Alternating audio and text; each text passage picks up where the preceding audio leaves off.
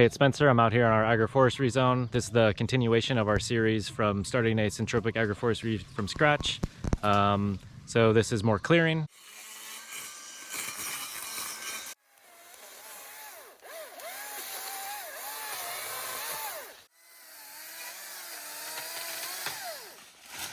Last video we did some earthworks. We moved around a bunch of rocks out here. Kind of flattened the area over some larger rocks, and now it's time to push into this zone right next to me here, and we're going to be taking all of this down. We got those bigger trees, those cecropias in the back. Those are inside of our windbreak, so we're going to be taking those trees down, but we're not going to be taking all of the vegetation below that down today, because we want to maintain the windbreak so that it can, you know, continue to stop the wind and have our privacy from our neighbor and stuff back there. And then we're going to be working first we'll be working this guinea grass. So I want to talk about that a little bit. So guinea grass, if we can see on the camera, maybe a little hard, but guinea grass is full of these silica fibers. So basically these are like fiberglass. So they're very itchy. So it makes it hard to work with this plant because it gets in your gloves. If you're wearing gloves, it gets in your clothing. If you're wearing clothing, or it gets in your skin, and it's basically the only way you can get it out is by washing yourself multiple times. So it's a very productive grass. I do really enjoy working with it because of its productivity. But there are better grasses that we work with, like Mombasa. It's the same species. It's a different cultivar though. It is a hairless cultivar. It is slightly less vigorous, but it's much more friendly to work with, so we do prefer that. So we're going to be cutting it down today. We're probably not going to be digging it out today, but we do have the intention to dig it out to get rid of it completely. May as well use the mulch, get it out of the way, and then we'll come back through and we'll dig it out. And then next we're going to be coming into this zone over here and show you a little bit what's going on over here. Oh, it's way cooler. So once we get basically right here, the topography changes a little bit. It becomes much more rocky. So we've got these larger rocks out here like this. And at this point, it doesn't seem like we have any material to cover it. So we just kind of got to deal with these rocks. Luckily, there's been a lot of organic material building out here in the last 15 years because this is a fallow. So, you know, it's filling in the rocks a little bit. So we just kind of got to deal with that. And this is kind of a stick pile from previous workings before we had come and cut down most of these trees, coppice them. So that's the regrowth, you know, this one here too. So as time has progressed, you know, we've been working this fallow, kind of managing it so that it doesn't become overwhelming and super large and hard to work with. So we've been kind of minor coming in through and working stuff just to keep it manageable. But now it's time to continue working, push through this zone, and we're going to be taking all of it down to the ground. So let's step in a little further. Our rows end maybe about 10 or 15 feet that way, and then we'll have the windbreak. But like I said before, you know, we do want to take all these cecropias down. So that's going to be a lot of material. So then, you know, it's basically the same thing we were doing in our previous clearing videos, is like finding where we putting these piles, our compost piles with the vegetation that we cut down. So at this point we have our fence line right here. This is our snake fruit fence line. We've got our snake fruit in there, zalaka. So it's kind of a double fence to keep our animals out of there. So we have space to put along the edge of that fence line material, and then also beyond our rows that end just, you know, 10 or 15 feet there, then we can have piles on that side. So we've also got these materials out here that we're going to be dealing with. Eventually, you know, those will just be going back into our rows. This is from our previous workings, where we're just stacking material. So yeah, we'll show you some B-roll as we go along. We'll show you the time lapse of the whole progress working through the day, and then we'll come back and we'll show you what we're up to.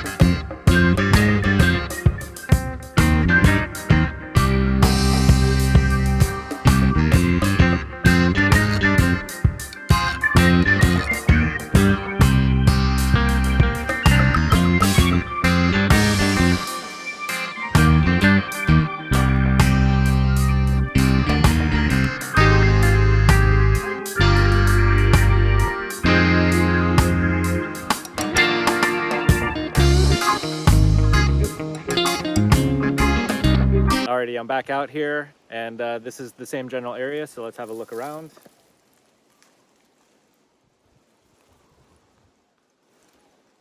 So as you can tell, we cut pretty much everything down.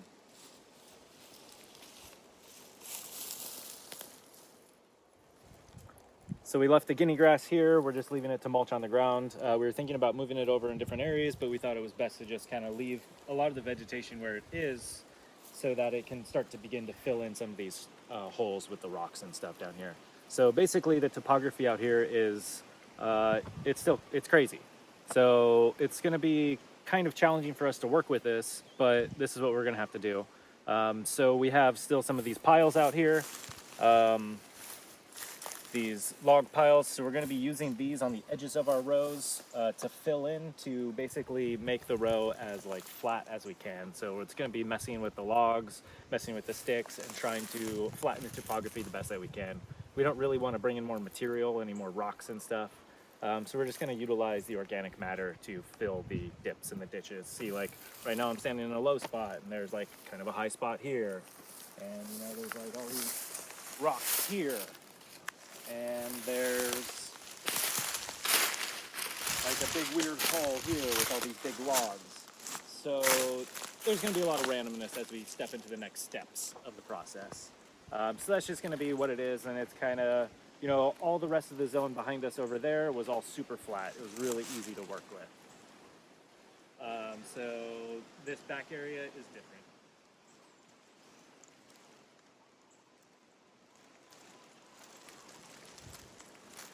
So we'll just have to be playing it by ear as we're going along. So it'll slow down the process, but at least we have so much material that we're able to work with to be able to fill it in and kind of set up our rows.